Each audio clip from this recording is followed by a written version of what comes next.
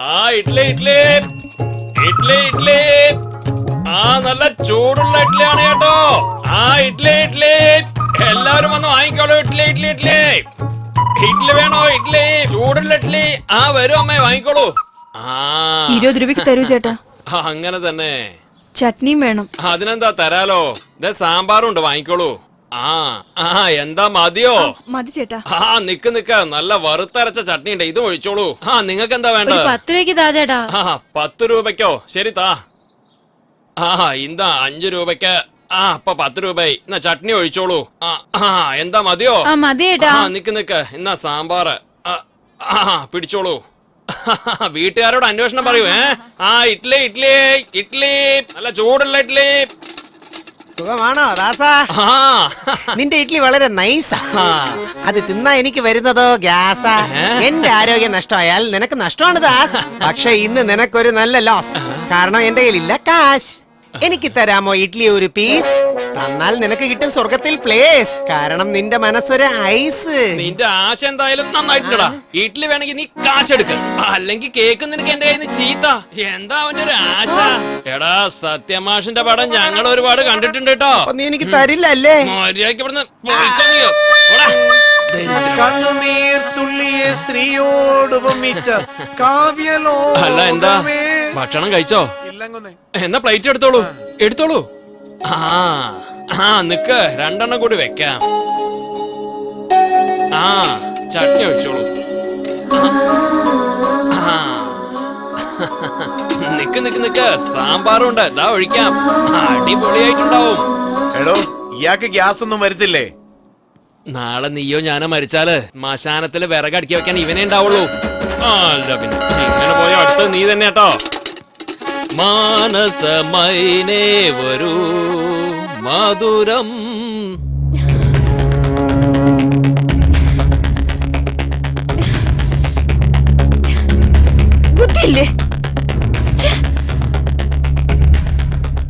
നമ്മുടെ ഏരിയയിൽ ഇത്രയും സുന്ദരിയായ പെണ്ണ്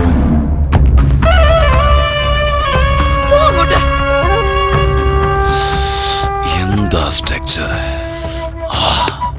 ഏതാടാ ഇവള്? ആരാന്നറിയത്തില്ല, ഇതുവരെ ഇവിടെ കണ്ടിട്ടില്ല. ഇപ്പൊ കണ്ടില്ലേ? കൊണ്ടുപോടാ അവളെ. ഈ കാലം അത്രയും ഇങ്ങനൊരു പെണ്ണിനെ ഞാൻ കണ്ടിട്ടില്ല. അവളെ കൊണ്ടുവരുന്നവരെ മറ്റൊരു പെണ്ണിനെ ഞാൻ തൊടില്ല. ഇത് സത്യം. അവളിവിടെ എത്തുന്നവരെയും ഒരു തുള്ളി വെള്ളം പോലും ഒരാളും കുടിക്കാൻ പാടില്ല. എന്തിനാടോ ക്യാമറ എല്ലാം എടുത്തത്? അയാൾക്ക് അങ്ങോട്ട് അത്രയ്ക്ക് ഇഷ്ടപ്പെടുന്നത് പോലെയാണോ പെണ്ണുണ്ടായിരുന്നത്? ഇത് കുറച്ച് കൂടുതലല്ലേ? നീ എന്ത് വേണേ കാണിക്കേ. കോൾഗേറ്റ് ആഡ് പോലെ ഇളിച്ച് കാണിക്കാതെ പോയി ജോലി നോക്കടാ. ഈ പെണ്ണെ കണ്ടിട്ടുണ്ടോ? ഇല്ല ചേട്ടാ. ഈ പെണ്ണിനെ എവിടെയെങ്കിലും കണ്ടിട്ടുണ്ടോ? ഇല്ല ചേട്ടാ. കാണുവാണെങ്കിൽ വിളിച്ച് പറയണുണ്ടോ? ശരിയാ, ഒപ്പിടാൻ.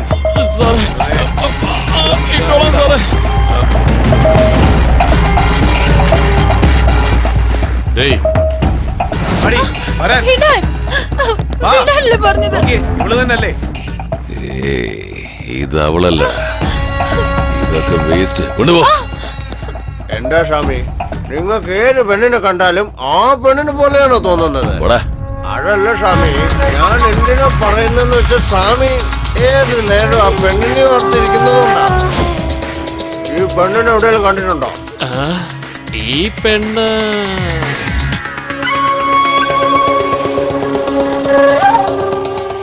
ഈ പെണ്ണല്ലേ? ഇപ്പഴാ ഇങ്ങോട്ട് പോയത്? നല്ലോണം നോക്കിട്ട് പറ.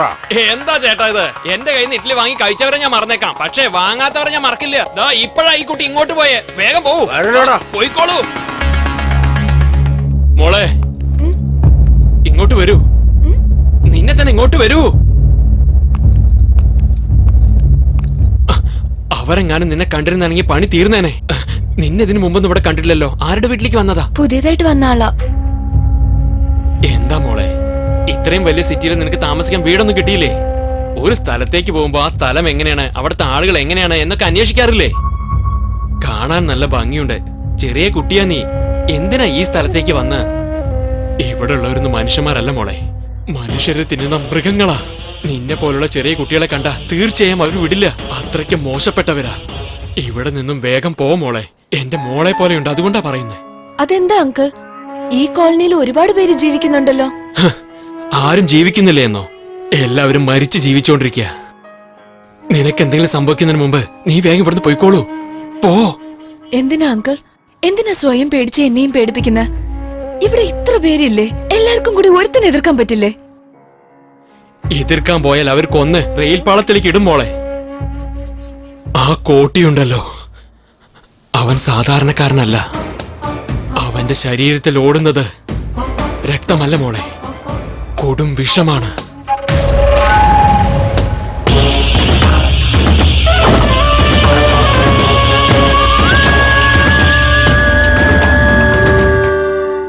ഓരോ മനുഷ്യന്റെ ഉള്ളിലും വൃത്തികെട്ട സ്വഭാവം ഉണ്ടാവും. പക്ഷെ ലോകത്തുള്ള എല്ലാ വൃത്തികെട്ട സ്വഭാവവും അവന്റെ കയ്യിലുണ്ട്.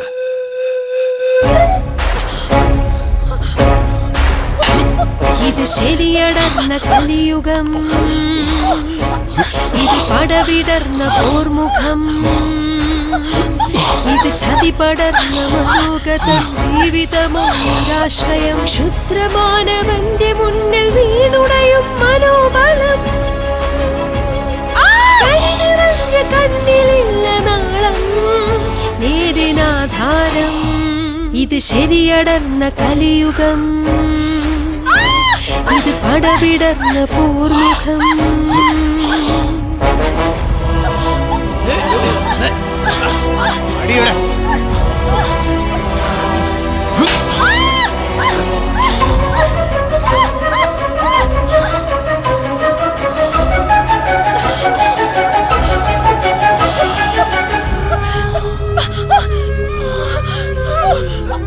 മാനവകുലരക്ഷയരുമുഗ്രചടുല ഭാവം, മാനത്തിന് പോരാടുന്ന ബലമനസ്സിൽ തീനാളം. ഭയമില്ലാതെ ഈ മണ്ണിൽ പ്രകമ്പനം നീ കൊള്ളൂ. ഭുവനേശ്വരി ശിവശങ്കരി രുധിരക്കനലാടാമോ? കലിയുഗ വരദേ അമ്മേ ചടുല നടനമൊന്നാടൂ.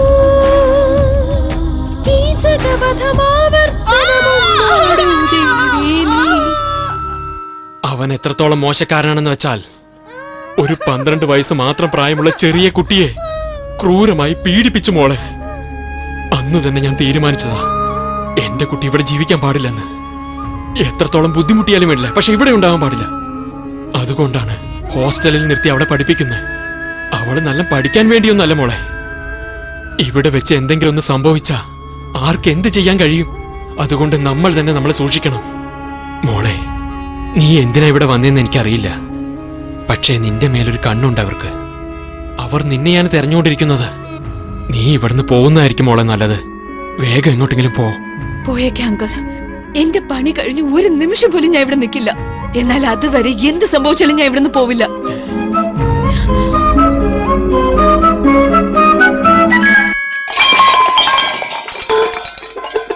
എന്താ മോളെ, എന്തു പറ്റി?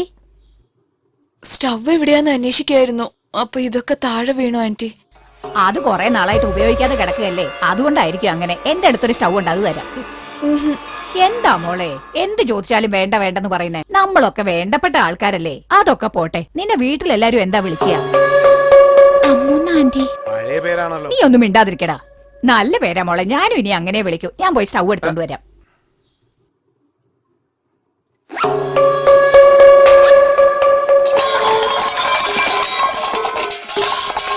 എന്താ മോളെ, പിന്നെ എന്താ താഴെ ഇട്ടത്? ഞാനല്ല ആന്റി, ആ, ഈ മുറിയുന്ന ശബ്ദം വന്ന്. ഇവിടെ ആരും ഇല്ലല്ലോ. ആരാകത്തിരിക്കുന്നേ? അകത്താരാന്നാ ചോദിച്ച്? ദേ, അകത്താരാന്നു പറഞ്ഞേ. ഇവിടെയൊക്കെ പട്ട പകലിൽ കവർച്ച നടക്കുന്നതാ. ആരാടാ അവിടെ അകത്ത്? പുറത്തിറങ്ങി വേടാ. കള്ളന്മാരായിരുന്നെങ്കിൽ പൂട്ട് പൊട്ടിക്കില്ലായിരുന്നോ? ആ, ദേ നോക്ക്, മര്യാദക്ക് നീ പുറത്ത് വരുന്നോ അല്ലെങ്കിൽ ആരെങ്കിലും വിളിക്കണോ? ഇവന്റെ അടുത്തൊന്നും സംസാരിച്ചിട്ട് കാര്യമില്ല. എടാ,